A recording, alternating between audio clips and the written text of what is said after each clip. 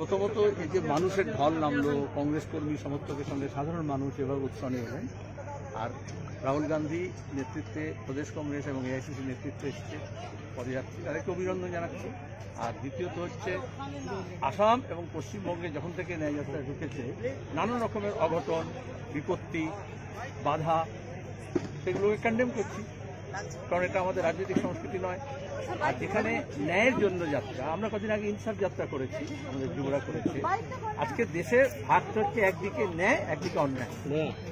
এই লড়াই যখন ন্যায় এবং অন্যায়ের বিরুদ্ধে, আমরা অন্যায়ের বিরুদ্ধে এবং ন্যায়ের পক্ষে।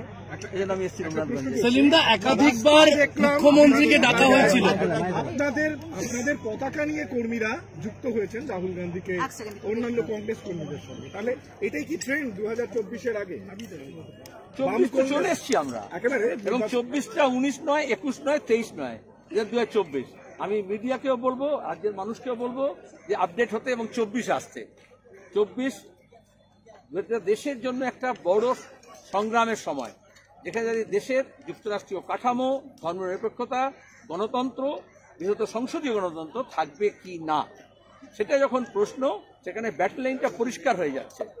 আমরা এই দেশ স্বাধীনতার যারা উত্তরাধিকার স্বীকার করি, ধর্মনিরপেক্ষতার নীতি মানি এবং যুক্তরাষ্ট্র কাঠামো বিশ্বাস করি, তার সঙ্গে সংসদীয় গণতন্ত্রকে বাঁচানোর জন্য আমরা একদিকে, আর অন্যদিকে দেখা যাচ্ছে ব্যাটল লাইনে কেন্দ্রীয় এজেন্সিকে ব্যবহার করে হোক, দুর্নীতির কেসগুলোকে ব্যবহার করে হোক, ক্রমাগত মোদি নিজের এনডিএতে সংখ্যা বাড়ানোর চেষ্টা করছে।